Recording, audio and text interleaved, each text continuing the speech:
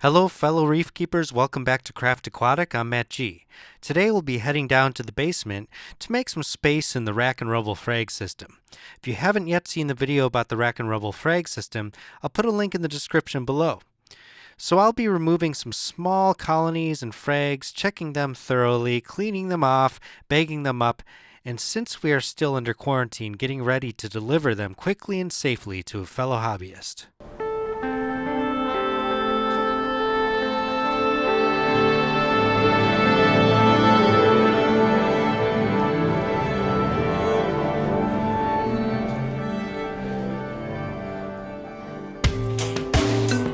There may come a point where you as a reef keeper will become a victim of your own success at growing coral. With a little planning, it is possible to manage and aquaculture your coral either in a separate system or on racks in your main display. The advantage of a second system is that you'll have frags of all of your colonies in at least two separate places. When I set up the 120-gallon display tank upstairs, I kept some of the components of the previous system and slowly built it out into the rack and rubble frag tank you see here today. At this point, I'm planning on plumbing in a 30-gallon lowboy to complement the 34 Solana and 15-gallon rubble tank, but I first need to thin out some of these frags in small colonies.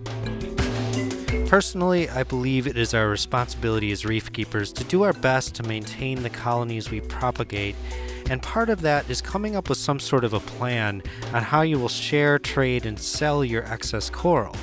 Ideally, I like to strike a balance where I can donate coral to help stock the tanks of my local reef club, but also save some of the nicer, higher-end frags and colonies to sell online and to hobbyists I know. Along with donating and selling coral, I like to trade for equipment, food, dry goods, and even livestock. You have to be careful selling on consignment at local reef stores, making sure they are set up to maintain especially the delicate SBS species, but there are two that I trust locally to do the job: Hudson Valley Fish and Reef and Aquarium Solutions 101. I'll put a link to both of their sites in the description below. One last method which I have yet to try myself is to save up some nice coral and sell it at a frag swap. Check out the video I did about setting up for FFM, the largest one-day frag swap in the US, in the description below. I might try my hand at that next year. So this entire time you've been looking at some of the coral I will be moving out of the rack and rubble frag system, which happens to be all small polyp stony coral today. But before I do anything, I want to be sure I have new salt water prepared, mixed and heated, as I will be removing quite a bit of water today. I always make sure I have a list, just to be on the same page, no pun intended, of the hobbyists I will be trading with or selling to. So here are the coral that will be moving out today. I do take some time to prepare my frag shelf before sticking my hand in the tank. It can get frustrating trying to scrounge around for tools and dishes while you have delicate coral sitting out in the open. For me, being prepared makes the process much more pleasant. Part of being prepared is making sure you have a place to put the coral once it has been bagged. I have this Yeti cooler and it works great, especially if I fill a squeeze bottle like this with warm tap water to keep everything at the correct temperature. This box here will be for all the bags of coral that I'll be making up.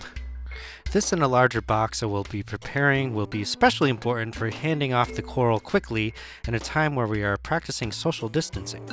And this container here is going to be for one large colony of Montipora capricornis. I'm going to do my best to place it in this container without breaking any of the delicate plating parts off of the colony.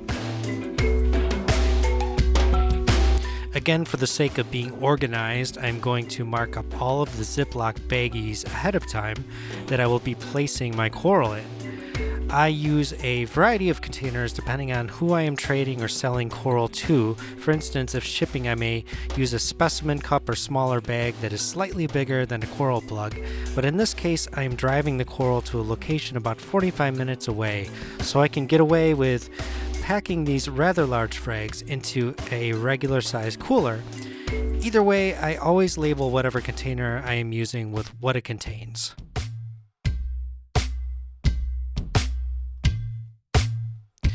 The frag shelf is cleaned off and ready with the cutting board I use exclusively for fragging placed on top of it. I can access the power center for the Rack and Rubble frag system from directly behind the fragging area, and I always make certain to turn off all flow if I am working in the tank. With the flow off, the water is like looking through glass and makes it 90% easier to search out and choose the best looking frags and colonies.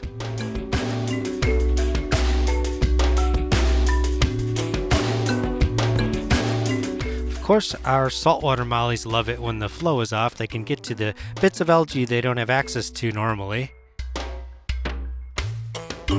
Now the first piece of coral that I'm going to tackle is this Capricornus colony. It's a red and green with purple rim Capricornus colony, and it is very delicate. That piece at the bottom was supposed to be loose, so I didn't knock anything off.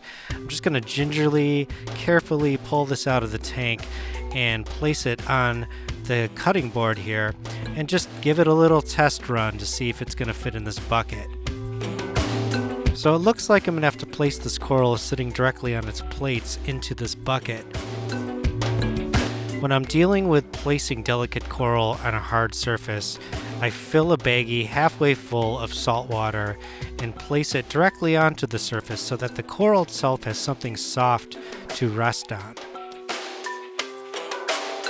The person who bought this colony really wanted it to maintain its shape, so there's some pressure here to make sure I don't mess anything up, that I get the whole thing in one piece, and that nothing breaks off. It's not like you want any coral or frag to break in any way, but usually when someone's purchasing a frag, they're doing it so that they can grow their own colony out. So when you're selling an actual full-grown colony to somebody, you have to pay particular attention to making sure that it comes through perfect. And this is also why selling or trading locally is a great option, because a colony like this, as far as I'm concerned, could not be shipped safely. As you can see, I've placed another little pillow of water on top of the coral, shook it around a little to make sure it was secure, and I'm going to just throw the top on and take it right to the cooler.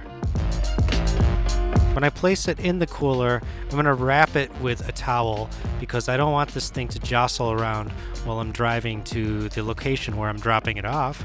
And I'm also going to drop this hot water bottle in right away so that the cooler is ready for the other coral, which is coming soon. So just a note that I have already rinsed off my arms and hands thoroughly in warm water. I did not use any soap. I don't want to introduce any sort of chemicals to the system or anything that I had touched earlier on. When you start pulling frags out of your frag system, every time it is disrupting not only the balance of the calcium and alkalinity in the system, but anytime you put your hands into salt water with coral in it, you're potentially introducing something hazardous into the water, especially these days with all the hand sanitizers we've been using. So just be particularly careful and respect your coral. For this first batch of coral that I'm removing, we have one of the yellow tip acroporas and two of the milloporas. I believe there's a blue and a rainbow millipora. And what I'm going to do is I'm going to scrape off anything I see on the plugs. Now, most of the stuff I see on this plug is stuff that I don't mind having in my system. It's actually they're copepods and little cleaners that are, in my opinion, healthy for my tank. But everybody has a different opinion about what they want in their aquarium, and I feel that the safest way to deliver coral to someone is just to make sure that you have cleaned off anything that they may not want in their system first. So pay special attention, especially with like grown out little mini colonies like this. Pay special attention to the plugs themselves. This is where a lot of that microscopic benthic life that is in your tank will gather. The next, I guess, value-added service that I will offer to someone who is purchasing or trading coral with me is if they'd like me to dip it ahead of time. And this individual happened to purchase a bunch of coral from me. They are someone I know, and they have treated me well in the past, so I'm just going to take special care of them and make sure that just in case there is anything that is in my tank that they don't want in theirs, I'm going to double up and I'm going to use this Pro Coral Cure to dip the coral and make sure that it is 100% clean before it gets to them. Just to be clear, I do quarantine every single coral coming into my system. I spend a while observing it before it's added to the main display, so as far as I know, I have none of the dreaded pests in this aquarium. But again, it is a moot point. This is about being extra careful. I've placed the treated coral on the workbench behind me. I'm going to let that sit between 10 and 15 minutes. And again, you could see that I mixed up the Pro Coral Cure so that it was about the color of tea, a light tea. So that is about where you want it, and that's what works for me and has worked very well in the past. So while that stuff is being treated, I'm going to grab a couple more pieces of coral here. Looks like the Stylophora and the green bird's nest and some Setosa there. Most likely you've noticed that most of the coral that I've been pulling out aren't frags. They are little mini colonies. They've been in the system for a while now, and there's a lot of flow, a lot of nutrients going through the system with the fish and what I feed these coral, and they do grow pretty fast. There's a doser on the system that keeps them nice and healthy, and there are two banks of black box LEDs above the entire system, so it's a sheet of light, and these coral really do grow quite fast, even compared to the upstairs display. So I really do like selling larger frags or mini colonies like this. They are just something fantastic for another reefer to receive. And when you're trading and selling locally, you can do that. You have the option to actually deliver much larger pieces, and you don't have to worry about them being just little booger-sized frags that will ship easily. Many people ask how much one can make propagating coral on a small scale like this. So far with my main display in this little coral farm, I spend more on a yearly basis paying for dry goods and essential upgrades, utilities, than I make trading and selling frags. My goal for 2020 is to simply break even when it comes to maintaining both systems. That is an attainable goal in my opinion. The good news is having coral to trade means I no longer need to pay cash for most new coral additions.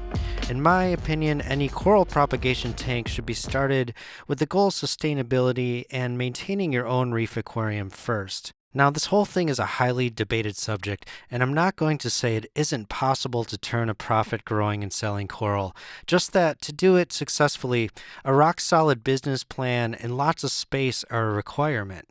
There are examples of hobbyist turned coral farmers who have been successful, but what they all have in common is to do it properly, most of them have had to sacrifice their personal lives.